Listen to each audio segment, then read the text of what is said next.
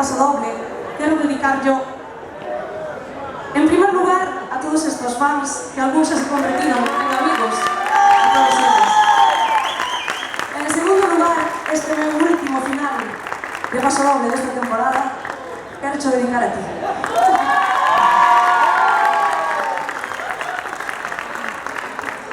Quero dedicar a este mozo porque se nos vai da orquesta, algúns xa sabedes. Quero dedicar porque é unha gran persona, é un gran profesional, eres moito.